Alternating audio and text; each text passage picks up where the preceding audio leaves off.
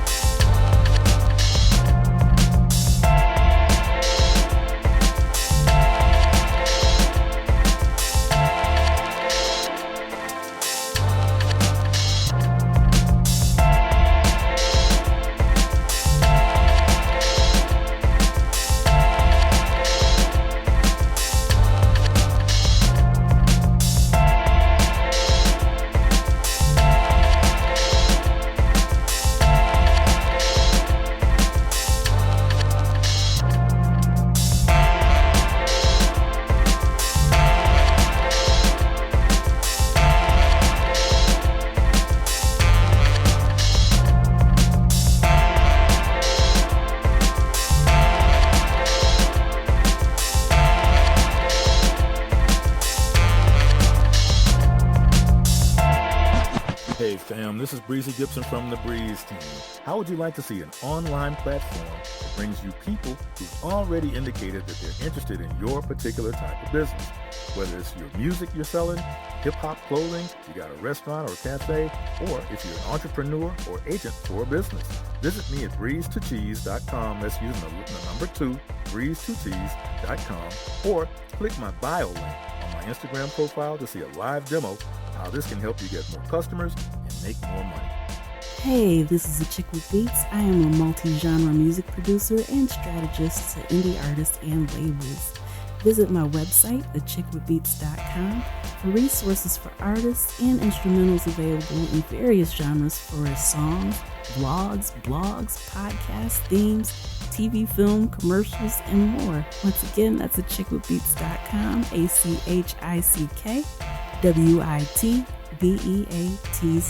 Let's make something happen. All right, we're back with music industry news. Spotify has shown that a quarter of all streams globally are hip-hop/rap music. So, of course, we've been hearing that it was the most listened to genre globally for a while, at least on Spotify, and that continues with over 400 million users streaming the genre so far just this year alone.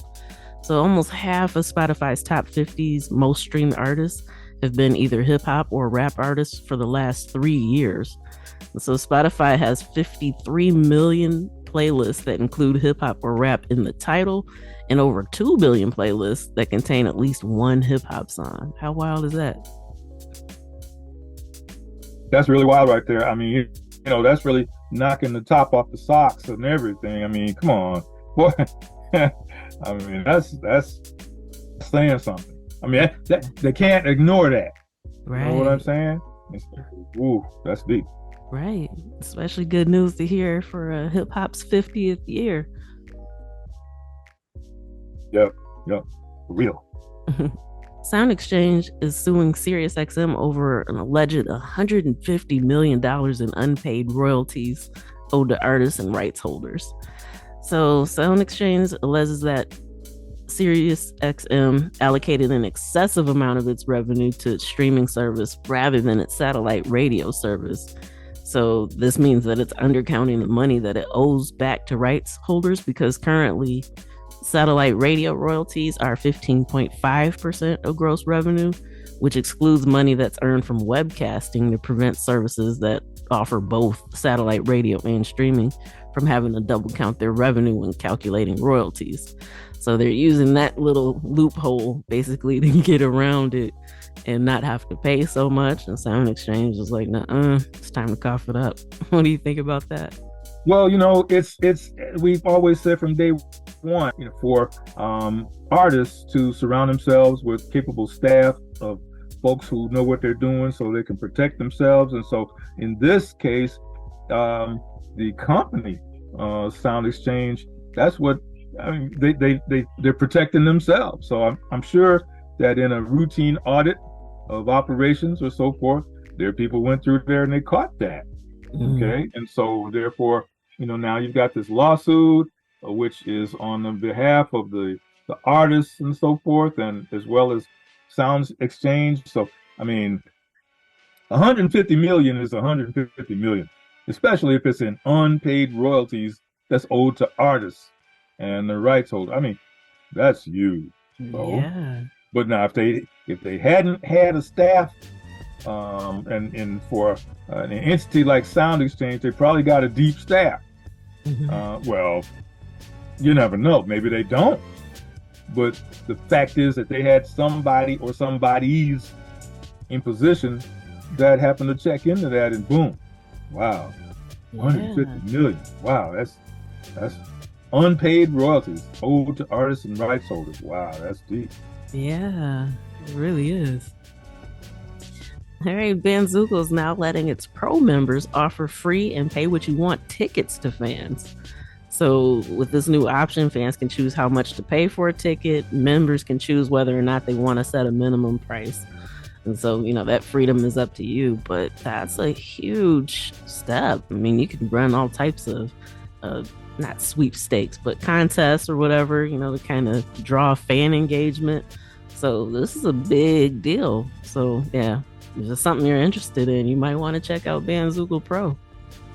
Yeah, I mean, that's like saying, okay, the companies that we've been dealing with, they're on the take, they're in business to make money and so on and so forth. But then with this, that's like almost like a payback opportunity to their pro members. And so, hey, that's a good thing, mighty good thing. Absolutely. I believe that's one of the things that makes Bandcamp so popular. The fact that you can let people choose how much they want to pay. You can set that minimum or whatever. So for them to be doing this with tickets instead of just albums and merch, I think that's pretty awesome. Yeah, it is. It really is. All right, Tencent Music Entertainment has reached 99.4 million paying subscribers in the second quarter of this year, as music revenue jumped 47.6%. So, just in case maybe you're new here and you haven't heard our many stories about Tencent, but it's China's largest operator of music streaming services. So it manages QQ Music, Kugo, and Kuo. And subscribers grew 20.2% in comparison to the second quarter of last year.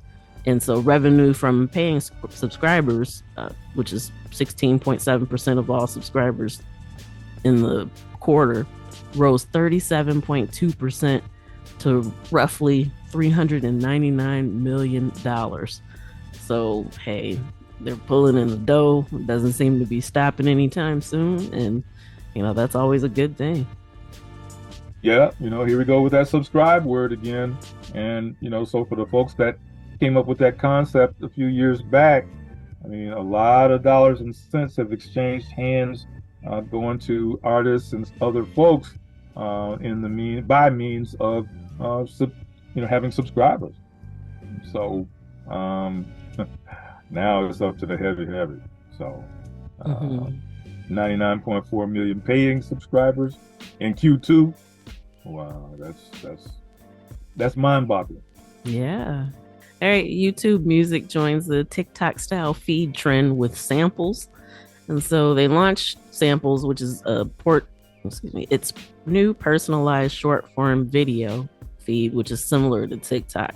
So it offers users like brief glimpses into the musician, music video, and the story or essence behind recommended songs and artists. So definitely a good feature that hopefully can highlight more independent artists that way, especially if they want music discovery to be, I guess, the primary use of it. So, hey, something to be aware of, and anything that can kind of help you get in front of more eyes to gain more fans is a great thing. Yeah, with it, offering the brief glimpses into the musician. I mean, that's what a musician wants. That's like an athlete wanting to be in the spotlight more because of maybe they hadn't been in the spotlight before. That can lead to more income, more brand building, and all kinds of things like that. So, hey, good thing. Yeah.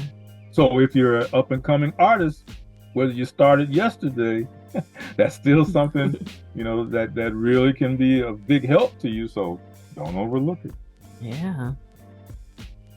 All right. Amazon Music Unlimited is increasing prices for Prime members. So the individual plans for Prime members are going from $8.99 to $9.99 a month. So basically means it's only a discount of $1 compared to what non-members pay, since they're at $10.99 already. So the family plan is also increasing by $1 for Prime members, up to $16.99 a month. So something to be aware of if you're a subscriber, and also something to be aware of if you're an artist with your music on the platform. So, hey, with that dollar amount going up, then that means more money for the artist, hopefully. So, yeah, just something to be aware of. And parents, hey, pays the cost to be boss. If you want your kids to be consumed, keeping them out of trouble and so on and so forth, getting into the arts, if you want to call it that, hey, got to pay $1 more. All right. Oh, go But ahead. by paying $1 more, that's of little consequence to the other side. In other words, hey, pay that dollar, help keep your kids occupied. Yeah. And not just occupied, but in a state where they can be absorbing and learning and be, helping them to become fuller young folks. And when I say fuller, I'm talking about fuller in knowledge.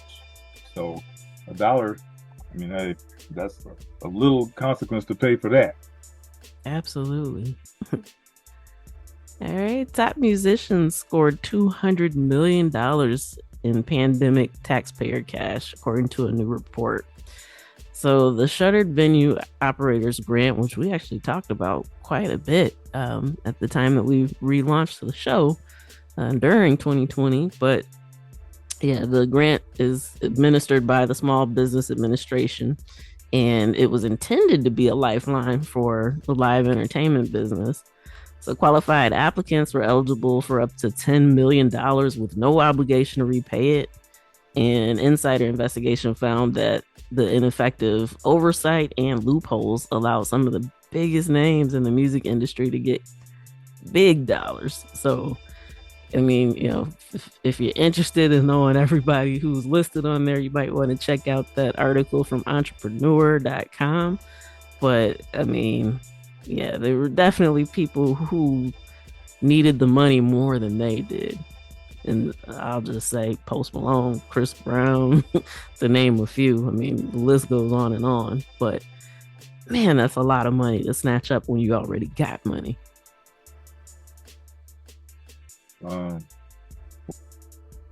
Well, you got to put your toe in there. If your toe is not in there as being involved with stocks and things of that nature and shareholders, you got to put your toe in there. I saw a great interview with Magic Johnson concerning years ago when he's coming out of college, fresh off of winning that championship against Larry Bird and Michigan State years ago. Well, tennis shoe companies came at him from every direction. And one of those tennis shoe companies told him right up front, hey, we're new. We really don't have much to give you cash-wise if you endorse our tennis shoe, but hey, we'll give you truckloads of stock. And as a college student, he admitted back then he didn't know anything about stock. And so he no, I need the cash. And so he went with another company that just was going to give him cash. But now that same offer that company brought forth to him years ago and paying him in stocks, you're talking $44 billion. But at that time, he didn't know anything about stocks. Wow. Lesson learned. Yeah. So for the budding artist, yeah, add that on your calendar. You got to take a minute to, if you don't know about stocks, stockholders and approvals and these kind of things, set aside some time to delve in there and bring yourself up to speed so you know these things. For sure. Yeah. So what do you think about these big name musicians actually taking grant money that was meant for shuttered venues that were struggling?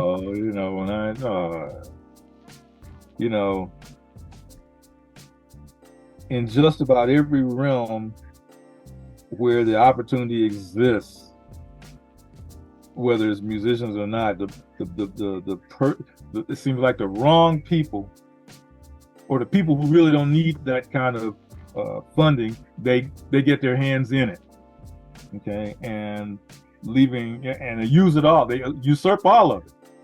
So the folks that really need it, there's nothing left. Okay, so to me that's a deal breaker, because that's just showing just blatant greed. Come on.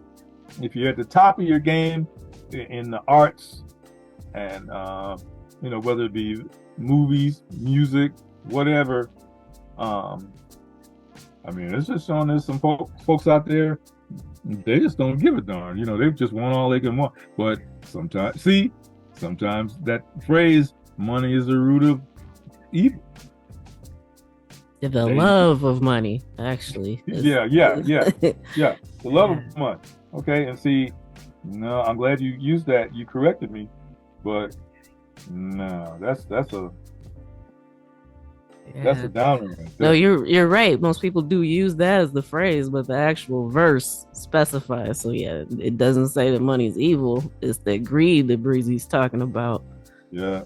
But yeah, just so you know, like I said, the list goes on, but Chris Brown, Lil Wayne, Smashing Pumpkins, Nickelback, Post Malone, like, yeah, just to name a few who, received what at minimum 2 million.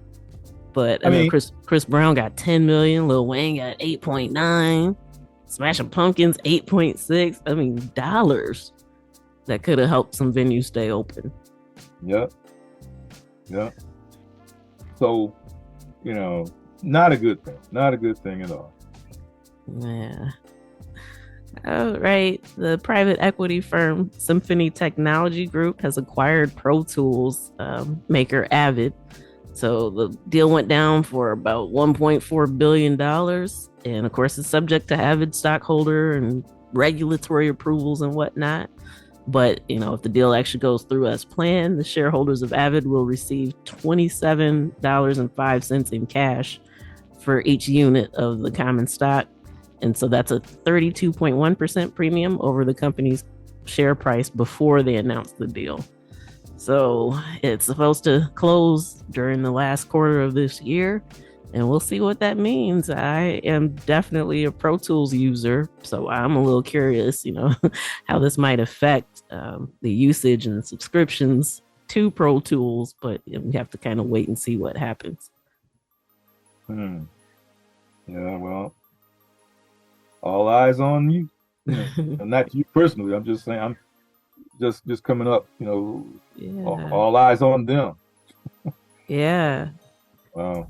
Because when a company goes private, they don't have to share things publicly. So, I don't know. I'm sweating a little, moving my collar away from my neck. But yeah, we'll have to wait and see. Yeah. Wow. All right. TikTok has made some changes. The story was going around that they had to cut their staff. And I'm thinking, well, this doesn't really make sense. But yeah, they laid off some of their employees within its music team in the US, and reportedly it's about 7 people, which is unfortunate, but it's not like in the droves that we've been seeing with some of these other companies. And so it looks like, since it's just that amount of people, that they're probably doing a restructuring, as they're still actually hiring for other music roles in the US with areas across music creation, music promotion, and legal. So obviously TikTok music isn't going anywhere. But yeah, they're making some changes, probably to continue to roll the launch out in other areas. Well, I mean, they really got their flow going, and it's been on a roll for quite a while, making a lot of waves. Other companies checking them out. Other companies trying to pattern themselves after TikTok. And so, hey, all I can do is just sit back and watch. And see what the end result is. I hate, like you say, some people got laid off, lost their jobs, and whatever, due to that restructuring. And it's just unfortunate in today's day. They're just layoffs exist, and so just hope that those people are able to get back on their feet in some form or fashion. Yeah. All right, YouTube is working on a plan to compensate artists and rights holders for AI music. And so their new Music AI Incubator program is working with Universal to help inform its approach to AI by trying to work with artists, songwriters, and producers all across the industry to try to figure out how to best proceed. Because we've stated before, this is one of those things that isn't going away. So it's more about trying to figure out how to do it ethically, so people aren't being shortchanged when their work is being used. What a role reversal in 6 months. Yeah. Okay, because folks were crying murder, this, that, the other. They didn't like it. Yeah.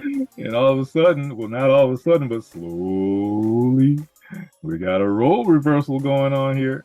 So, yeah, absolutely. 'Cause, I mean, not to date ourselves or anything, but we remember when the big wave was going on and music was being pirated all over the place. And at first, everybody was like, "No, this music shouldn't be online." Da, da, da. And then here we come with iTunes, and so it's one of those things. Like as technology grows and adapts, some things are just gonna happen, and so some of it you just kind of have to get on board with. But like I said, try to do it in a way that causes the least amount of pain to everyone involved.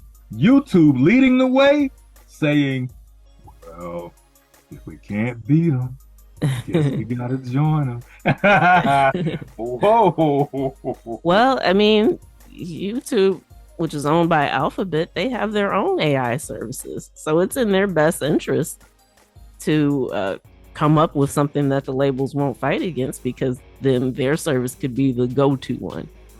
So I believe it was Google LM is the main one right now. So yeah, we'll have to see how it plays out. But yeah, it definitely makes sense. And they were already kind of known for adopting the content ID system.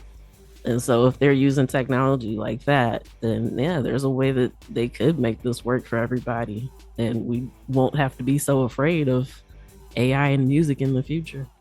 I mentioned 6 months ago. Let's go back 9 months ago. I can imagine, boardroom talk and so on and so forth, or pre-meeting talk. Somebody says, "Hey, somebody's trying to configure this thing here and come up with some AI music. Isn't that a joke?" "Oh yeah, that's a joke." Yeah. Now 9 months later, hey, here we go. Yeah, you could bet 9 months from now it's gonna be even better than where it is. I mean, that's just how things work. It's gonna continue to progress, and yeah, like I said, it's just more about the ethics around it.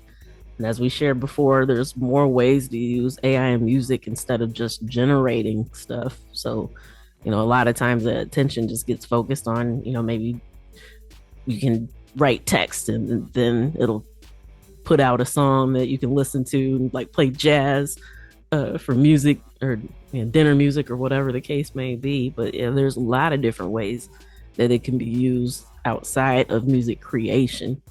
But yeah, many possibilities. Don't shut down completely to it, but yeah, just figure out how to make it work where you can get paid. Yes. All right, and Timbaland has invested in the UK music and fashion startup 12 on 12. They release vinyl records with sleeves designed by collaborating artists, and it offers related lifestyle products as well. They have limited edition items that come with exclusive artwork, and it can be priced as high as $500. And of course, you can access the stuff via their online channels and when they have pop-up locations. But Swiss Beats has also invested in it as well, so it kind of makes sense that Timbaland would do it too. And as we've seen from some of his videos and different takes on it, he's looking for different ways to kind of capitalize on potential trends in the music industry, and this appears to be the next one. Hey, well, the door is open. So, yep. Yeah.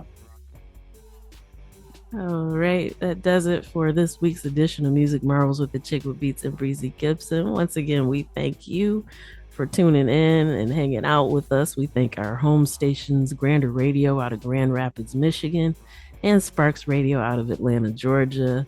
And it's been a blast. I'm already looking forward to next week. How about you? Oh yeah. Actually, got a chance to chop it up with DIJ Sparks on last Thursday, and we spent some time, grabbed something to eat, and got some business things taken care of, and purchases and stuff like that. And so it was a royal time. So yeah, shout out to both of our just flag station um, media corporations, and hey, keep doing a great job that both of you are doing. Yes. All right. So till next time, you know where to find us. Tune in, tell a friend. We'll see you then. Peace. Peace.